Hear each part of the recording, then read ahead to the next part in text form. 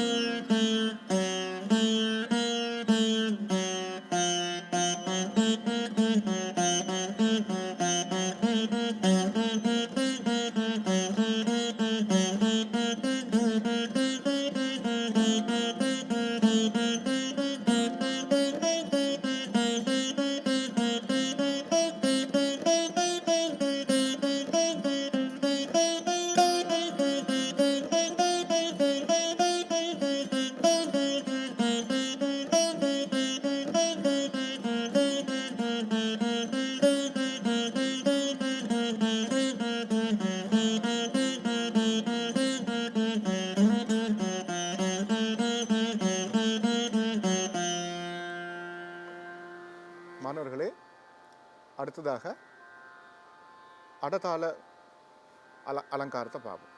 சப்ததாளங்களில் நாங்கள் இந்த வரிசை கிரமமாக பார்க்காமல் அடுத்தது வந்து அடதாளம். இது வந்து கண்டஜாதி அடதாளம். கண்டஜாதி அடதாளத்தில் வந்து அடதாளத்தின் குறியீடுகள் என்னென்ன? லகு லகு திருதம் திருதம். ஸோ இது இந்த செயற்பாடு எப்படி இருக்கும்னு பார்த்தீங்கன்னா, தட்டி எண்ணி 2 திருப்புற 2 வாட்டி. பார்த்தீங்கன்னா இது எப்படி வரும்னா, இது வந்து கண்டஜாதி என்றதால ச ரி இ கா சா ரி கா மா மா. ஸோ இந்த வருஷம் எப்படி தான் இருக்க போகுது. சரி க சாரி க மா மா. இதை வந்து நாங்கள் வாசிப்போம்.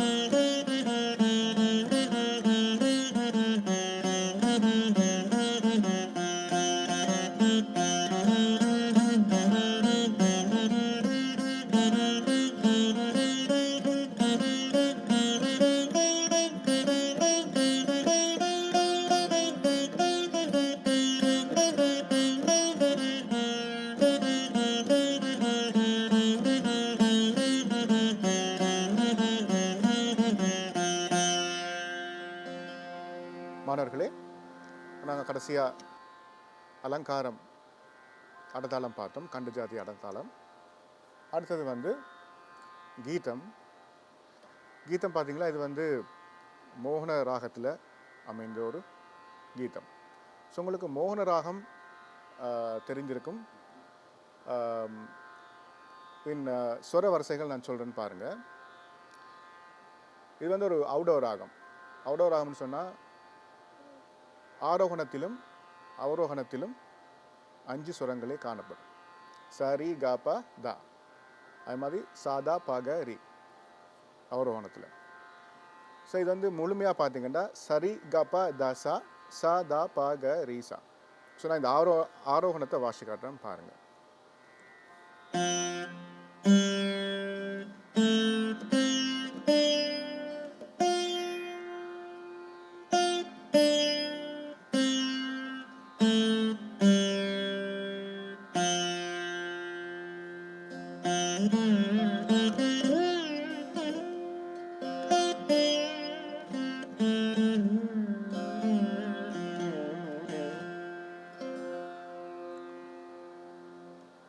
இந்த கீதம் என்றது எப்படின்னு பார்த்தீங்கன்னா,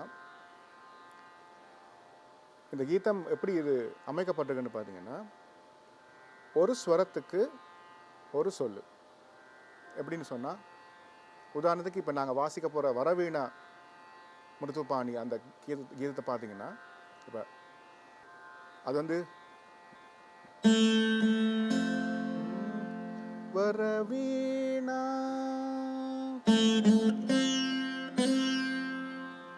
அப்போ ஒவ்வொரு சொல்லுக்கு ஒவ்வொரு ஸ்வரம் இருக்குது. இந்த கீதத்தின் தன்மை அப்படியா தான் பொதுவாக. அப்போ நாம் இதை வந்து வாசித்து பார்ப்போம்.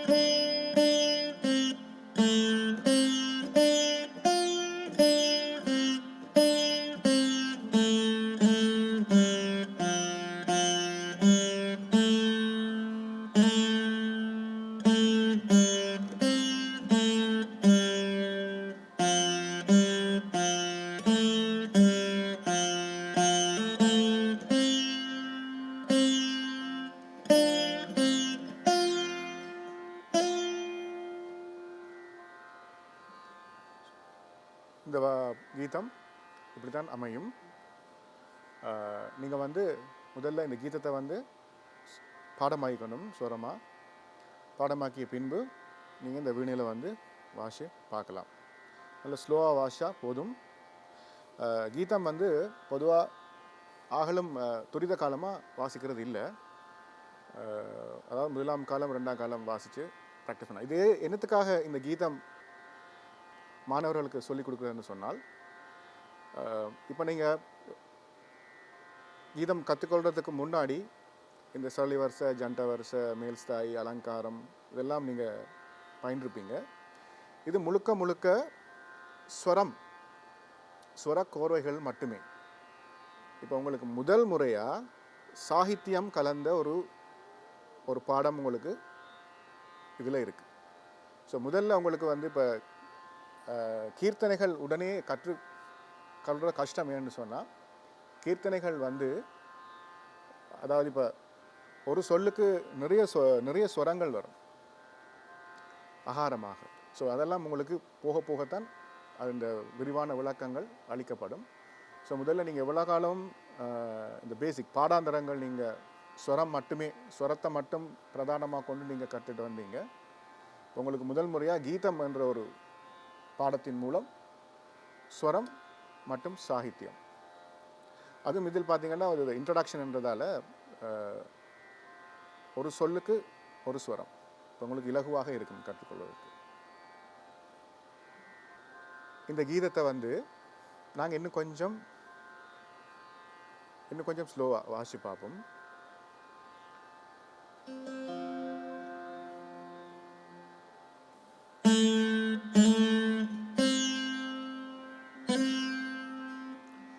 க க ப ப க ப ச.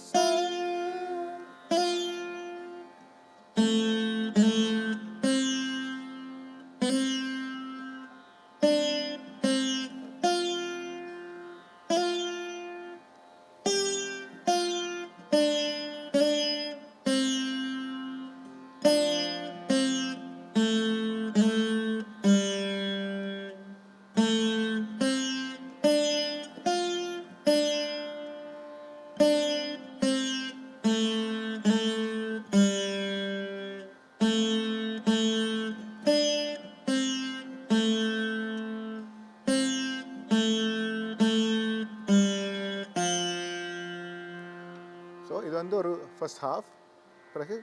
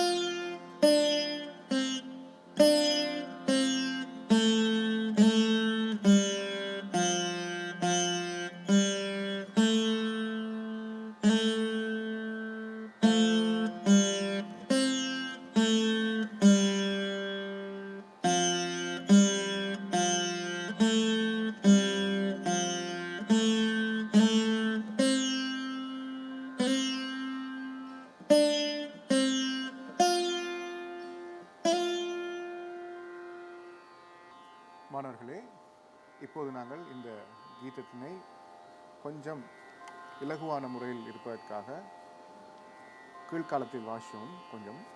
இப்போ இதே கொஞ்சம் ஸ்பீடப் பண்ணி கொஞ்சம் துரித காலத்தில் வாசி பார்ப்போம்.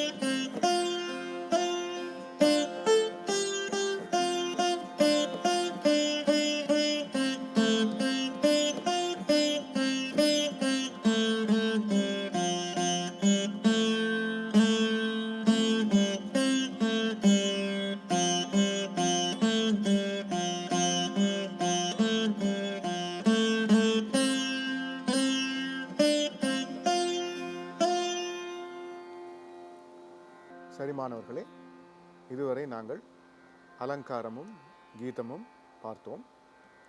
நீங்கள் இவற்றை சரியான முறையில் பயிற்சி செய்து உங்கள் பரீட்சைக்கு தயாராகுவீர்கள் என்று நாங்கள் நம்புகிறோம். அத்துடன் இன்றைய வகுப்பை நாங்கள் இத்துடன் முடித்துக் கொள்கிறோம். மீண்டும் ஒரு வீணை வகுப்பில் உங்களை சந்திக்கின்றோம். வணக்கம்.